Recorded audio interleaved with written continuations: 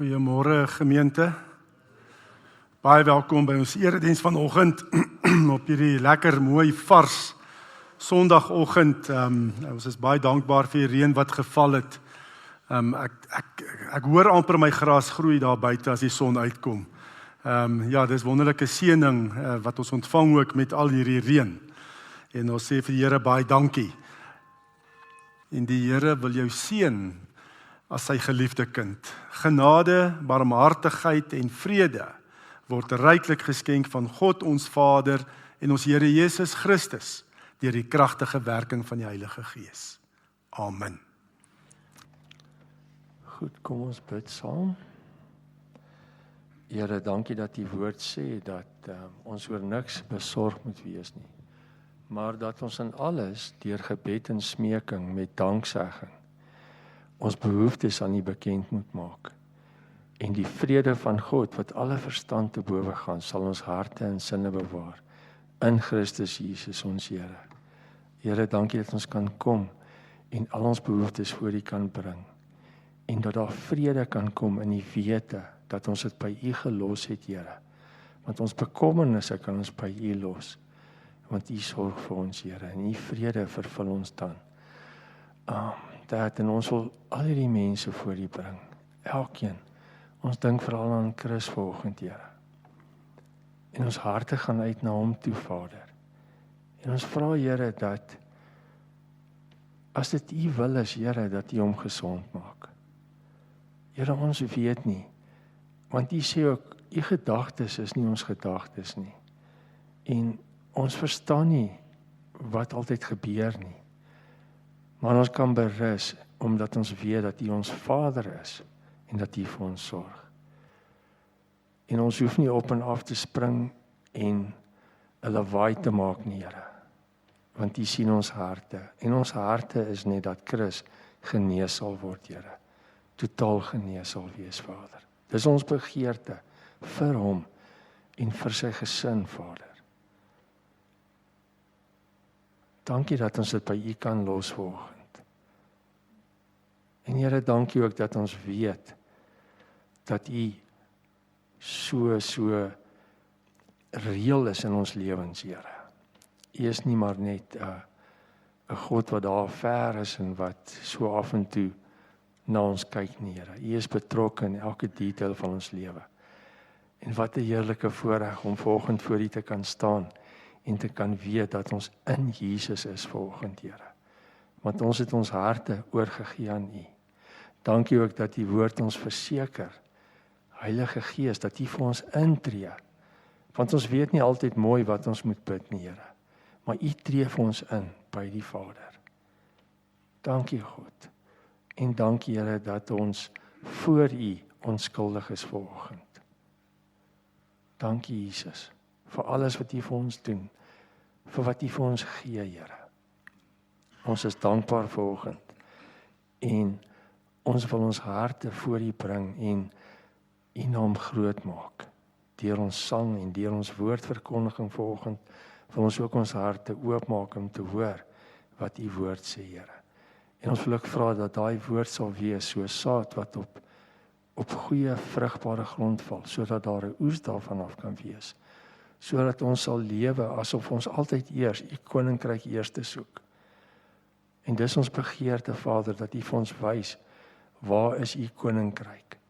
Wat is U koninkryk in elke dag? Daar by die werk. Hoe is dit tot voordeel van U koninkryk? Wat ons sê en wat ons doen, sodat ons elke dag in ons daaglikse, alledaagse lewens regtig U koninkryk eerste sal soek, Here. Dankie, Papa, ons is lief vir U, Here. En dankie dat U vir ons oneindig lief is, meer as wat ons altyd besef. Dankie, Here. Amen. Skriflesing kom uit Kolossense hoofstuk 2. Kolossense 2, ons lees vanaf vers 6 tot vers 15. Kolossense 2 vanaf vers 6. Ekskuus.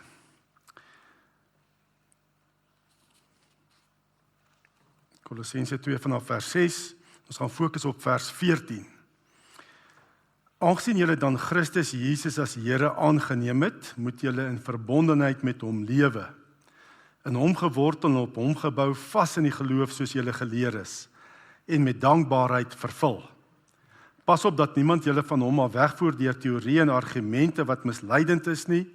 Dis dinge wat berus op die oorlewering van mense, op wettiese godsdienstige reëls en nie op Christus nie. In hom is die volle wese van God beliggaam, en in verbondenheid met hom deel julle in sy volheid. Hy is die hoof oor elke mag en gesag.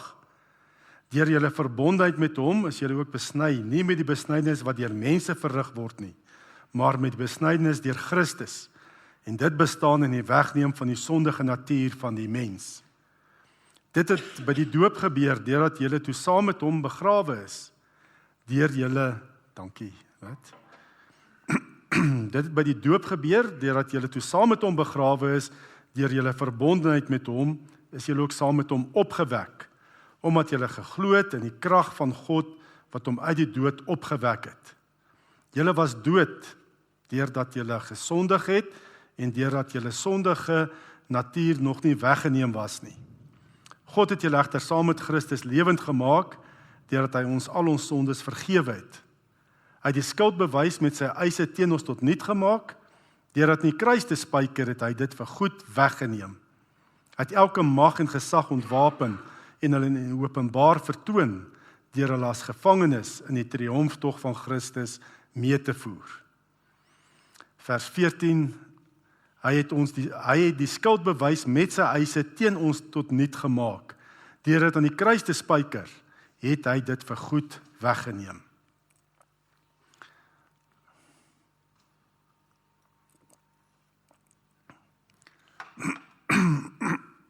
Ekskuus.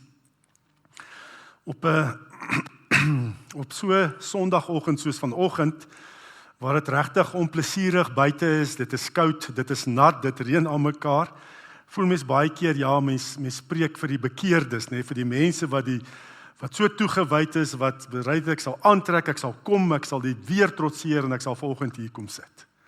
Nee, dan voel dit baie keer die preek vir die bekeerdes, maar ek moet vir jou sê, die boodskap van vanoggend is reeds vir toegewyde kinders van die Here. Dis eintlik vir almal, natuurlik vir mense wat vir almal, nê? En dit gaan oor skuldgevoelens. Watter rol speel skuldgevoelens in die lewe van 'n kind van God? Hoe moet ons skuldgevoelens sien? Want ek sien dit in my eie lewe. Ek glo in teorie, glo ek aan genade, maar in die praktyk, nee, word ek baie keer maar gedryf deur skuldgevoelens. Baie keer voel ek maar net, ek is nie 'n goeie Christen nie, 'n goed genoeg Christen nie. Ek gee nie genoeg nie, ek doen nie genoeg nie, en ek word gevul met skuldgevoelens. Ek lees my Bybel nie genoeg nie, ek bid nie lank genoeg nie, ek doen nie goed genoeg nie, ek moet meer doen. Baie keer na my stilte tyd voel ek eintlik meer onvervuld as voor my stilte tyd, want ek het nie so goeie voorbidding gedoen, soos ek al gehoor het mense skryf in boeke en sê nie. Ek voel eintlik onvervuld, gevul met skuldgevoelens. Ek word gedryf baie keer as 'n kind van die Here deur skuldgevoelens in plaas van liefde. Eintlik deur dit wat ek doen, ek praat van myself ook. Deur dit wat ek doen, probeer ek eintlik God se liefde en aanvaarding te verdien elke dag en ook om dit te behou. Daarom doen ek hierdie goeders. Maar kom ons kyk bietjie, wat is skuld, nê? Skuld en skuldgevoelens het eintlik bitter min met mekaar te doen. Maar kom ons kyk, wat is skuld? Ware skuld het baie keer niks te doen met skuldige gevoelens nie. Die vakansie wat voorlê, gaan mens nou weer op paaie en jy ry dalk see toe, ry op die N3 of snelweë en goeters. En ek weet nie of dit al met jou gebeur het nie, maar as ek sien as ek so 'n lang pad nou maar moet ry, byvoorbeeld see toe, dan weet ek kan so 10 kilos oor die spoedgrens gaan, nê? Dan van hulle sal my nog nie vang nie. En dan ry ek probeer om my tot die uiterste druk, nê, so 10 kilos bo kan die spoedgrens. En ek ry en baie keer is daar nog karre wat met 'n spoed by my verbygaan. En as ek sommer eintlik half geïrriteerd met hierdie karre wat so hoë spoed ry, is altyd ook nogal baie nuwer karre en sulke tipe dinge. En dan net 'n paar kilometer verder, dan sien jy dan die spoedkop hom afgetrek, net die verkeerskonstabel, want hy het nie die kamera gesien nie, maar ek het die kamera gesien. Ek gaan verby met geen skuldgevoelens nie, net met blydskap in my hart. Ek is nie gevang nie, want ek het die kamera gesien. Hy is gevang. Maar dan wil ek myself vra, wie staan nou eintlik skuldig teenoor die reg? Is net hy skuldig wat gevang is? Is ek glad nie skuldig nie, ek wat eintlik nie skuldig voel nie, maar eintlik half blydskap is dat ek nie gevang is nie, bly is, wie staan skuldig? Dan moet ek sê, ons albei staan skuldig. Ons albei, hy het 'n bietjie meer kilos oortree, maar ek staan ook skuldig teenoor die wet. Ek moet sê, dis waar Yuri vir my 'n voorbeeld is, as ons so maar hy toe gaan, en julle gaan ook weer saam, Liesel. Hy sê, hy ry 110, want dis die beste brandstofverbruik vir sy voertuig, en dis ook 'n veilige spoed. Dis waar ek komplimenteer Yuri daaroor. Maar, jy's nie net skuldig wanneer jy gevang word nie, of wanneer jy so voel nie. Want tydjie kan jy skuldig voel, sonder dat jy skuldig is. Skuldgevoelens en skuld het eintlik min met mekaar te doen. Wanneer is jy skuldig? Jy skuldig wanneer jy 'n wettige autoriteit se reëls en regulasies, wette wat hulle vir onderdane daar geplaas het, oortree. En 'n wettige autoriteit plaas gewoonlik reik wette uit tot beskerming van die onderdane. Nou as jy daai wette oortree het, dan staan jy skuldig. As ons hierdie wette oortree, wat die owerheid daar geplaas het, wat ons weet ook God daar geplaas het, dan staan ek skuldig. En jy kan dalk 'n wetsgehoorsame burger wees, soos Yuri. Of kom lag jy so, Liesel?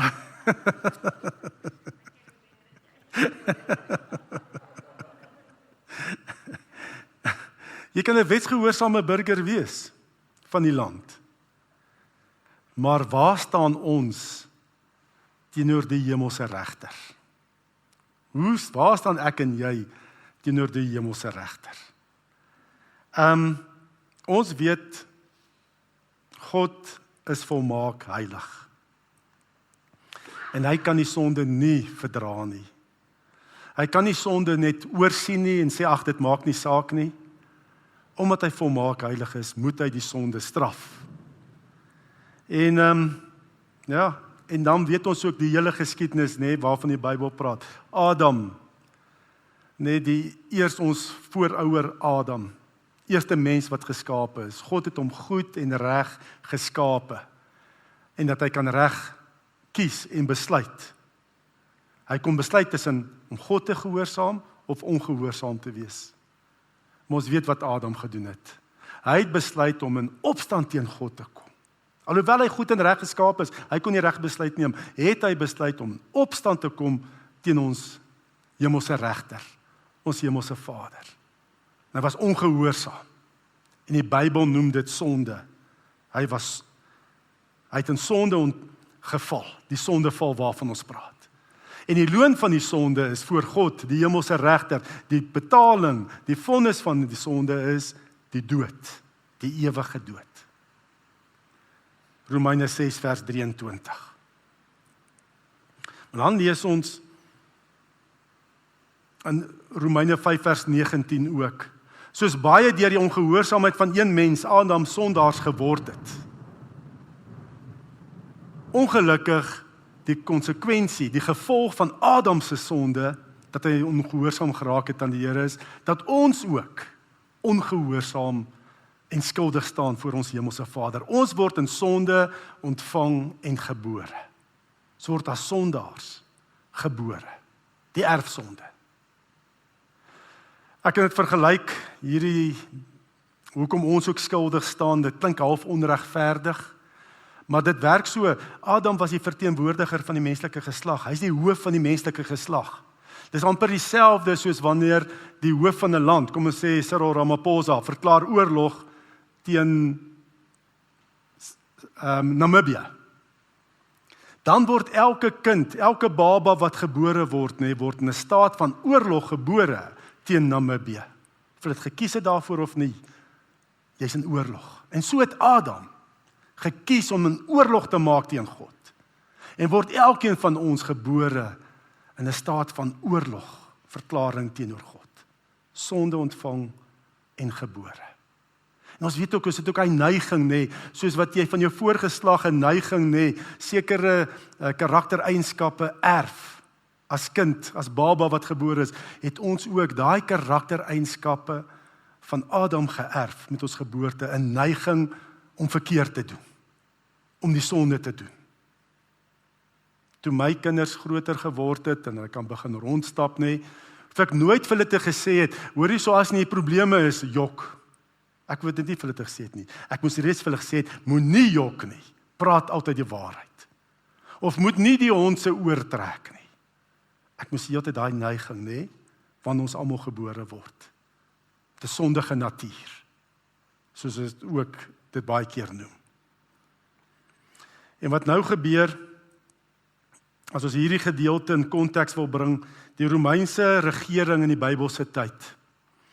Wanneer iemand gevang word en hy skuldig teenoor die wette van die Romeinse wette, dan het die regter 'n lys, 'n lys van oortredings geskryf, met die hand geskryf op 'n papier. En dan daai lys op die einde ook die vonnis, die eise, hoe om vir daai oortredings te betaal, het hy die eise neergeskryf. Kom ons sê 4 jaar tronkstraf. En as daai lys met al die oortredings en die vonnis, die eise, is dan teen die persoon wat oortree het, sy gevangenisdeur, sy tronkdeur vasgespijker. Die hele lys. Dit hang daar. Lys van oortredings, neergeskryf. En dis teen die seldeur vasgespijker. En dis waarvan ons hierso lees in Kolossense 2 vers 14, lees ons van die skuldbewys met sy eise. Elkeen van ons word gebore met 'n skuldbewys met sy eise. En wat is die eise? Die dood, die ewige dood, om vir daai oortredings, die sonde in ons lewens te betaal. Ons almal word gebore met so 'n skuldbewys. En hoe ouer jy word, hoe meer besef jy, kom jy tot die besef van jou sondes. En jy begin al hoe meer skuldig voel. En jy weet, my lewe is nie reg, daar's verkeerde dinge wat ek gedoen het in my lewe. Jy raak al hoe meer bewus van jou skuld. En jy besef net maar, ek staan skuldig. En daar's altyd maniere wat ons probeer ontslaa raak van hierdie skuldige gevoelens. Alle mense, of jy het nou weet of nie, of jy die Here dien of nie dien nie, het 'n bewus wees van skuld. Nikki Gambo praat in die Alpha kursus, praat hy van, daar was 'n debat gereël op televisie tussen 'n bekende ateïs en 'n Christen, 'n gelowige. En die ateïs het op daai program, tydens die debat, openlik erken en gesê, een ding wat ek van julle Christene beny, is julle vergifnis. Want niemand kan my vergewe nie. So of jy nou glo of nie, jy weet van hy skuldbewys met sy eise. Jy weet dit is daar oor jou lewe. En ons probeer ontslaa raak daarvan, van hierdie skuldbewys met sy eise. Hierdie skuldige gevoelens. Daar's verskeie maniere wat ons probeer, selfs as Christene, as kinders van die Here. En ek wil met 'n algemene een begin, en dit is dat ek probeer regverdig word deur my goeie werke. Dit is maniere wat nie werk nie, maar ons probeer dit. Ons probeer ons onskuld voor God verdien met ons goeie werke. En dis goeie dinge. En as jy regtig 'n kind van die Here sal jy dit doen, maar dit gaan aan. Die Here gee meer om wat is jou hartsgesindheid eintlik as wat jy doen. Dit moet jy uitbesef. Wat is my motivering? En as jou motivering is, met my goeie werke wil ek my regverdigmaking verdien of God se liefde en aanvaarding probeer behou, gaan dit nie werk nie. En hoe probeer ons dit doen? Deur God se wette onderhou. Nee, deur Bybel lees. Deur erediens by te woon. Deur geld te gee en armes te help. Nee, ons doen al hierdie dinge. En dis nie verkeerde goed nie. Maar hoekom doen jy dit? As dit ons is om van jou skuld te probeer ontslaa raak, nee, gaan dit nie werk nie. Want God vra volmaakte gehoorsaamheid aan sy wet. As jy daai pad probeer stap, nee, moet jy volmaak wees. Praat ons nie eers van die erfsonde nie. Jakobus sê, Jakobus 2 vers 10, as iemand die hele wet onderhou, maar in een opsig struikel, is hy skuldig ten opsigte van al die gebooie. Dalk het jy al van hierdie voorbeeld gehoor, ek dink in die EE3 kursus word dit gebruik, byvoorbeeld van 'n omelet, nê? Ek wil dit vergelyk met hierdie omelet. Jy maak 'n lekker groot omelet, kom ons sê jy kamp daar by Maai, en jy maak 'n lekker groot omelet vir jou hele gesin, 10 eiers wat jy ingooi, en jy breek die eiers, en is baie gaaf, en begin lekker ryk, en nommer 10 wat jy breek is 'n vrot eier.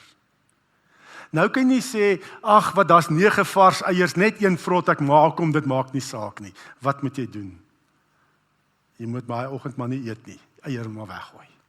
Nee, daai een vrot eier maak die res, die hele omelet vrot. En dis wat Jakobus eintlik hier sê. Al oortree jy net een van God se wette, staan jy skuldig teenoor al sy wette.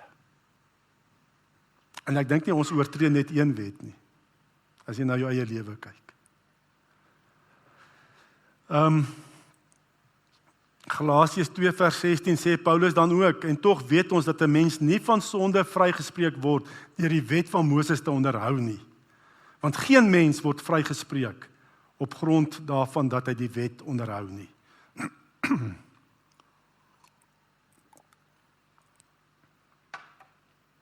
So daai manier gaan nie werk nie, om van skuld ontslae te raak nie.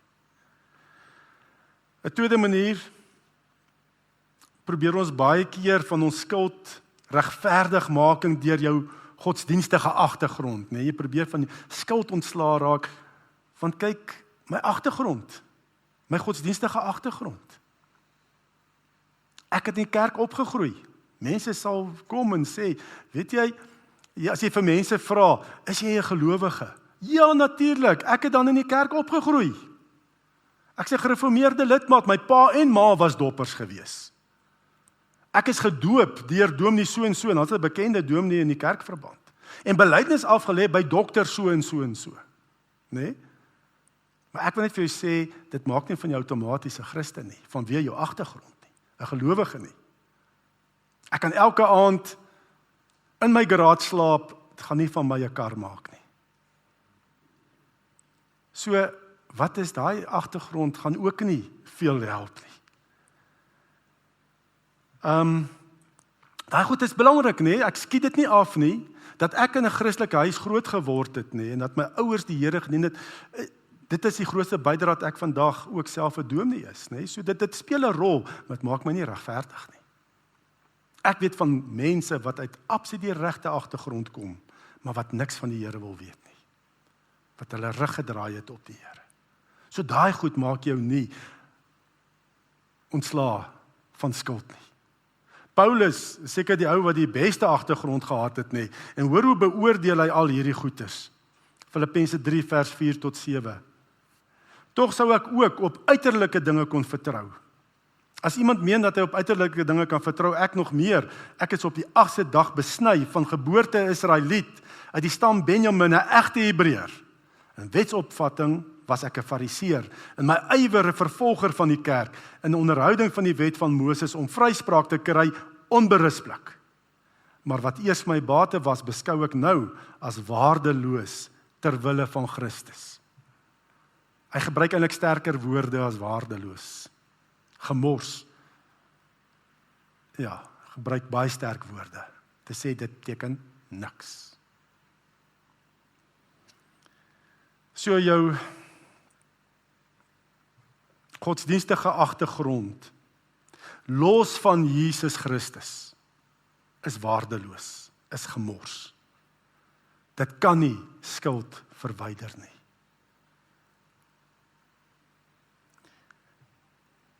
Dan 'n derde manier hoe mense probeer ontslaa raak van die skuldbewys met sy eise. Nee, daai skuldgevoelens is regverdigmaking deur vergelyking. Ek vergelyk my met ander mense. Jy weet, ek het daarom nie egbreek gepleeg soos so en so nie. Ek het daarom nie gesteel soos so en so nie. Ek het daarom nie moord gepleeg soos so en so nie. So ek vergelyk my met ander mense wat volgens my erger sondes gepleeg het, dan voel ek beter oor myself. Jy kan beter voel oor jouself, maar daai gevoel is nie op die waarheid gegrond nie en beteken niks. Om jou te vergelyk met ander mense, voor God beteken dit niks. Of oortree jy die Here se wet net op een plek, is die loon die dood. Want God is volmaak heilig.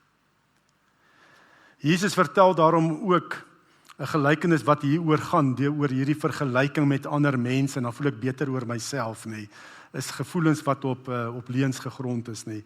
Hy vertel hierdie gelykenis, Lukas 18 vers 10 tot 14, waar hy sê, twee mense het na die hemel, twee mense het na die tempel toe gegaan om te bid. Die een was 'n fariseer en die ander een 'n tollenaar. Die fariseer het gaan staan en by homself so gebid: O God, ek dank U dat ek nie soos ander mense is nie, diewe, bedrieërs, egbreekers en ook nie soos hierdie tollenaar nie.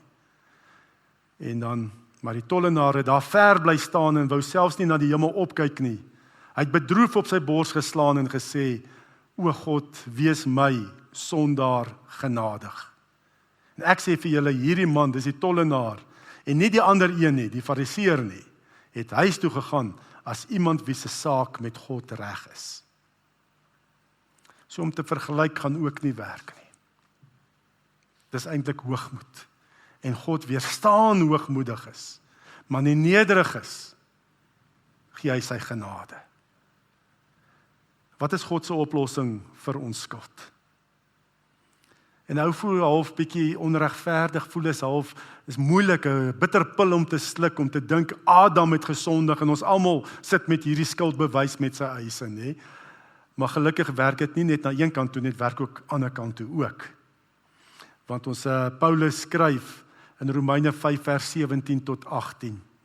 Deur die oortreding van een mens het die dood begin heerskappy voer deur hierdie een mens. Maar deur die een, Jesus Christus, is veel meer bereik. Die wat die oorvloed van genade en die vryspraak as gawe ontvang het, sal lewe en heerskappy voer. Soos een oortreding gelei het tot die veroordeling vir alle mense, so het een daad van gehoorsaamheid, dis ook gelei tot vryspraak en lewe vir almal.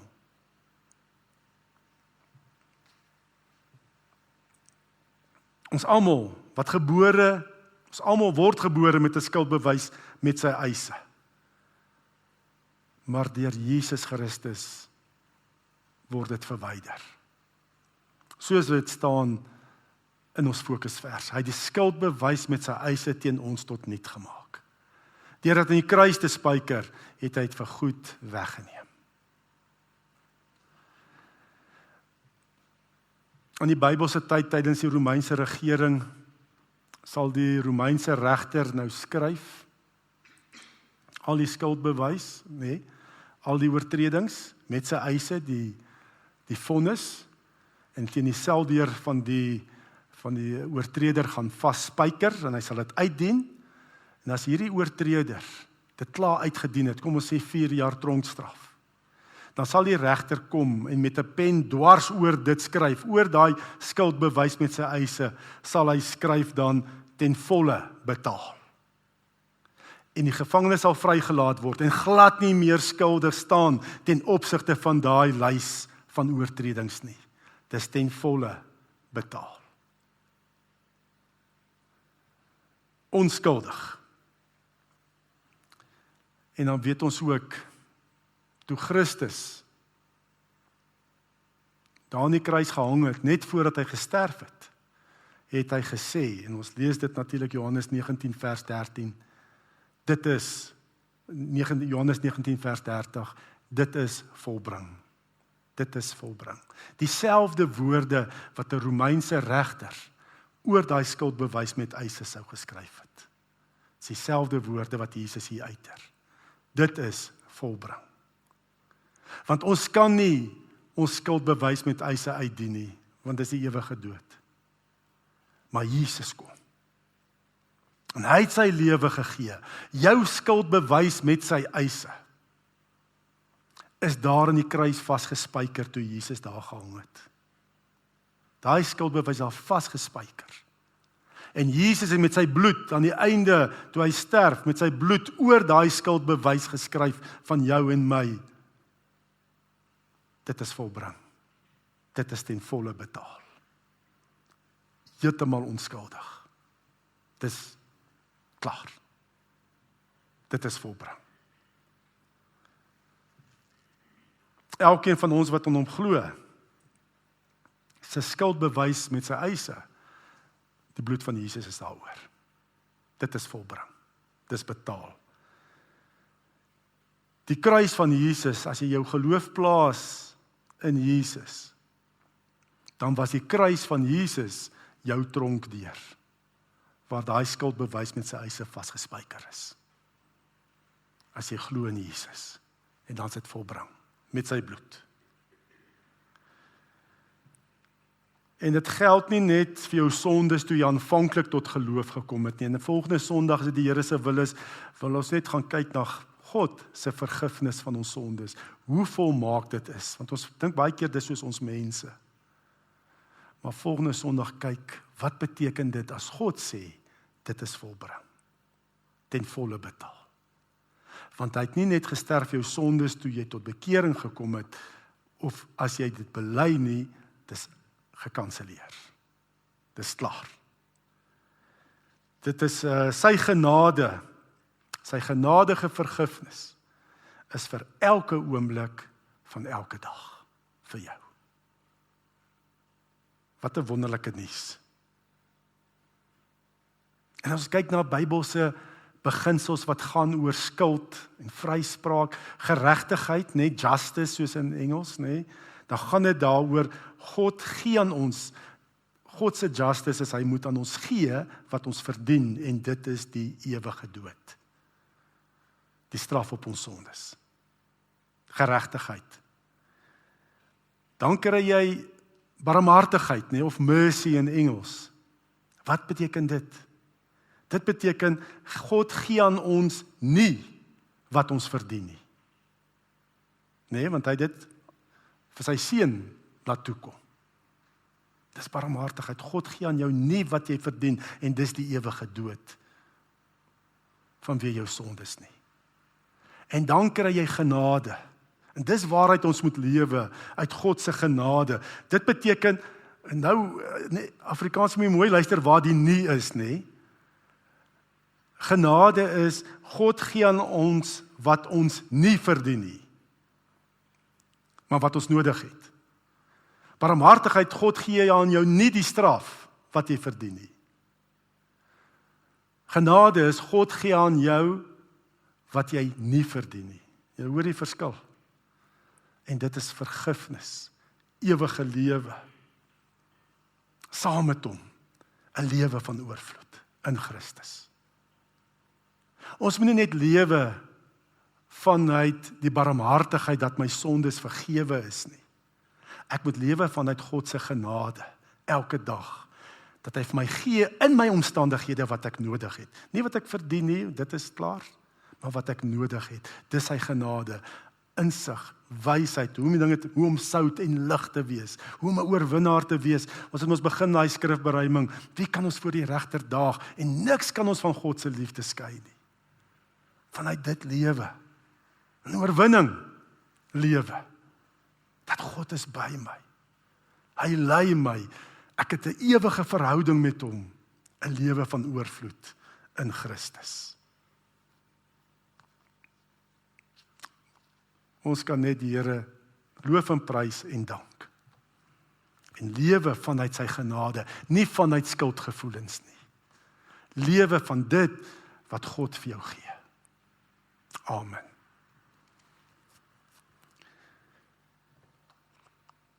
Ek ervaar net, ek wil vir iemand spesifiek bid. En laas Sondag het ek die tieners vorentoe gebring, laat kom en dat ons vir hulle bid, want hulle is regtig, hulle passie en hoe die Here hulle ook gebruik in die gemeente. Maar ek het eintlik maar vergeet daarvan, ek wou vir Matt ook. Matt, ek wil vra dat jy vorentoe kom. Matt speel 'n groot rol, hy en Ankie met die tieners.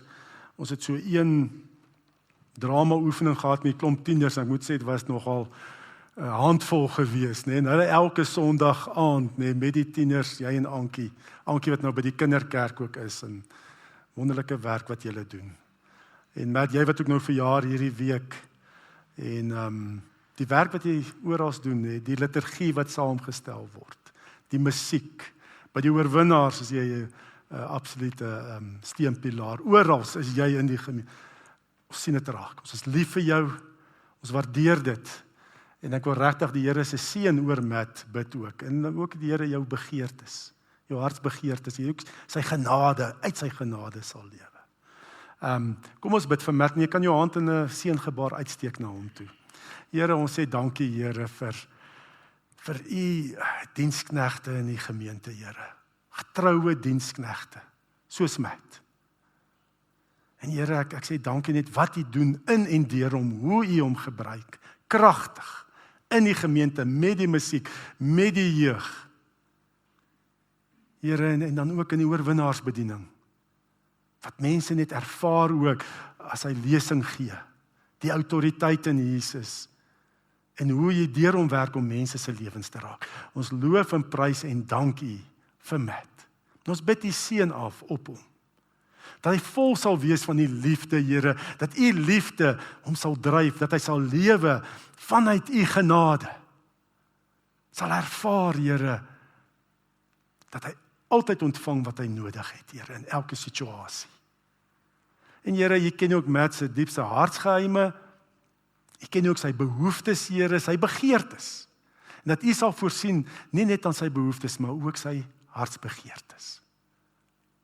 Here, dat u vir hom sal lei. En dat u hom ook sal lei, Here, en vir hom ook die regte lewensmaat sal gee. Die hom sal seën. Met 'n lewensmaat wat by hom pas. Seën hom, Vader, en waar hy so ywerig is in die koninkryk, dat hy net nog ook meer en meer vrug sal sien in u koninkryk. Ons bid dit in Jesus se naam. Amen. Ontvang die seën van die Here. Die genade van ons Here Jesus Christus en die liefde van God die Vader en die gemeenskap van die gelowiges sal by ons, en die gemeenskap van die Heilige Gees sal by ons elkeen wees en bly. Amen.